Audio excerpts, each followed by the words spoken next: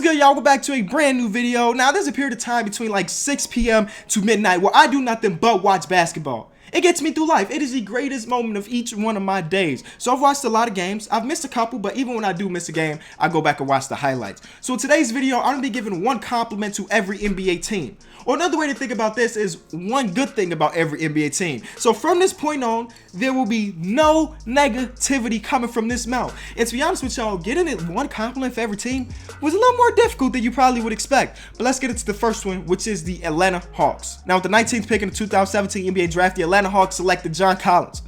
John Collins, that's their compliment. That's their one good thing, because as a rookie, he's averaging 12 and 8 so far this year. Now, he was not on my radar. I'm not going to tell you I'm a huge college basketball fan, because I'm not. But when it comes around the NBA draft time, I do my research and I research some of the top dudes, and John Collins was not on my list. I had no idea who he was. Now, he may be one of the biggest steals of this draft. Again, I said his numbers.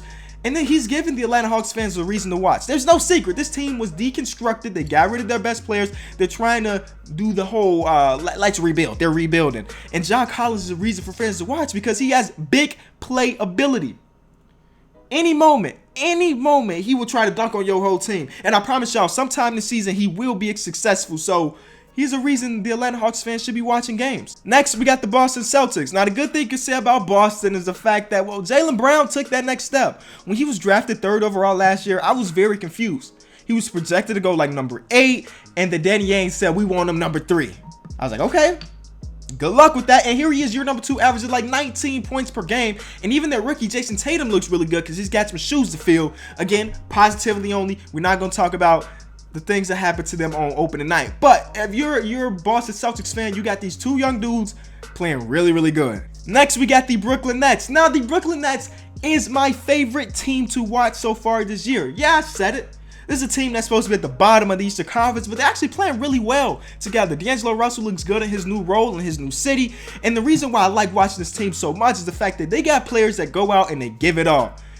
Trevor Booker, Damari Carroll, Rondae Hollis-Jefferson, these are guys that put it all on the table every single night. And because of that, they're fun to watch. And they've been actually winning the games. So, hey, that's something to think about. Next, we got the Charlotte Hornets. This is a team that somehow convinced Dwight Howard to play basketball again. Yeah, they convinced my man to actually go out and play ball. He's averaging like 13 and 18 rebounds. I don't know what Charlotte's doing, but they're doing something well. And they got a lot of injuries, but they're staying afloat. And with D12 playing like this, man, this is a team that's trying to make the playoffs. I got no doubt that if they continue to do this, they'll be a playoff team. Chicago Bulls. Positively only. Positively only. Well, the marksman, the finisher, Lauri Markkanen, looks really good. He looks really good. And that's all I can really say about the Bulls. He is the only reason I'm watching every single game this season. It's because I just want to see him get better as a player. And he's already pretty good right now. Cleveland Cavaliers. LeBron James is still really good. Dallas Mavericks. Yeah, Dallas Mavericks. The one thing I can say about them is that Dennis Smith Jr. looks good. And he looks like a player that I think will be a multiple-time All-Star in his career. So there's their positive. Denver Nuggets. You got a chance to go get Eric Bledsoe. Make a deal happen.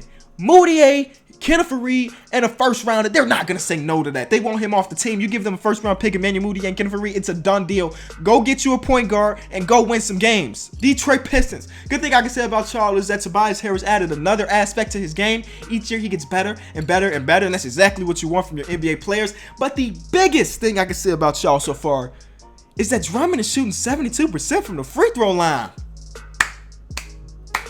72%. He's a career 38% free throw shooter. The dude doubled his averages so far this first week. Continue this, there's no more hacker Drummond, which is a great thing. He can play late in the fourth quarters. The Warriors are still the Warriors. They got 4 All-Stars, and they still the favorite to win the championship. That's it. Now, the Rockets are still looking really good, even without Chris Paul being there. That's a big plus. Once he come back, they'll eventually get him into the offensive way. He's comfortable, and his team will still be good in the future, too. So, it's a positive. The Pacers are a top 10 offense.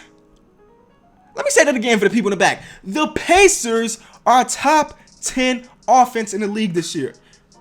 Wow, yeah. And you know that deal that y'all got rid of Paul George? Oh, y'all traded Paul George for Domantas Sabonis and Victor Oladipo. When that trade happened, we was like, that's an F trade. That's a D trade. Well, Victor Oladipo's looking really good so far this year, so maybe he's more than just your average starter. He's averaging 26 points per game. So that trade that we thought was a D or an F grade, maybe it's a C. Maybe it's a B. Next, we got the LA Clippers, who are undefeated. Yes, they're undefeated without CP3. And Blake Griffin looks like that Blake Griffin that got a couple MVP votes a couple years ago. Y'all remember that Blake? Well, that Blake is back. And now they have the highest defensive rating in the league, or the lowest defense. They got the best defense in the league. Partially because of Patrick Beverley averaging 3 steals a game. But hey, that's just the Chicago in them. The team is looking good. Really good. The Lakers are fun to watch. And your 2 rookies that you drafted this year, well, they look really good. Lonzo Ball's averaging almost a triple-double with 11 points, 9 rebounds, 9 assists. And Kyle Kuzma, the steal of the draft, it looks like, is contributing year number 1. Big numbers. We're talking about he's almost averaging 15 points per game. Kyle Kuzma, Lonzo Ball, you guys are starting to build what you need to become that team that you want to be, Lakers fans. Good job. Next, we got the Memphis Grizzlies. Marc Gasol is still pretty dominant. And I don't think they're going to even trade him this year because he's looking good and the team is looking good around him. And they're winning games. That's all I can really say. They're winning games and that's all that matters. Miami Heat, your star player got injured in game number 1. And even without him, you guys are still playing pretty good. So once he does come back, you'll be looking even better. The Bucks. I only got to say 3 letters when it comes to the Bucks. MVP. Or should I say 20 letters? A-N-T-E-T-O. Antetokounmpo. MVP probably this year. He is a dog without shooting the basketball. Without shooting the basketball. Which means that, you Bucks fans have something to watch. And it's amazing. I'm going to a Bucks game again this year. Trust me, I will be there sometime this year to watch Giannis play again. The Minnesota Timberwolves.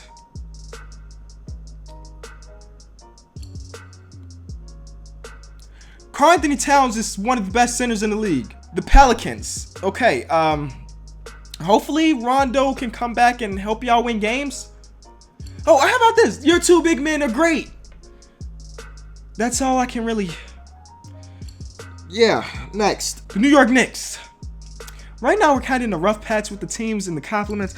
But the Unicorn, Porzingis, is really good. He's putting up a lot of shots, but he's playing really well.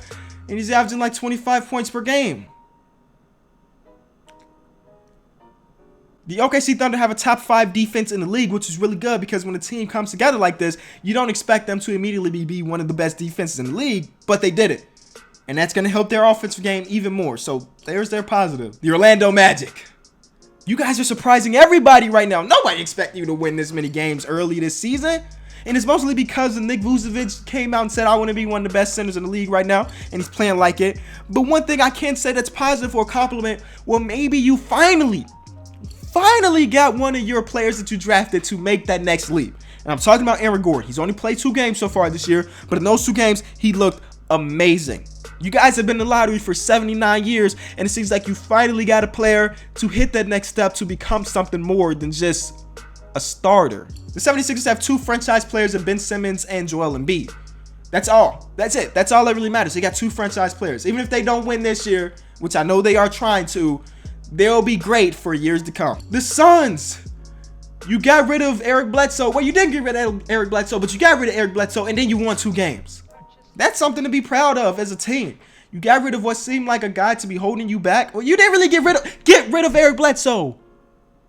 And then we can talk. The Trailblazers are a top offense in the league. And they're getting contributions from guys that I didn't even know was possible to get contributions from. Like Evan Turner, or Al-Farouq Aminu, or Mo Harkless. This is positives only, but those guys got some cheddar. And they're finally playing a little bit better. Ooh. The Kings. Well, De'Aaron Fox is leading your team in assists and points, which is a good thing. It can be a good thing if you just think about it like this. He can do that for years to come, and your team will be good. The Spurs are still a top team, even without their top player. LaMarcus Aldridge got paid, and he's playing to his contract. That's all that really matters. Never in my mind did I count out the Spurs, but you got to think sometimes, like, where will this stop? Hasn't stopped yet. The Raptors may have their center of the future in Jakob Poeltl. Poeltl?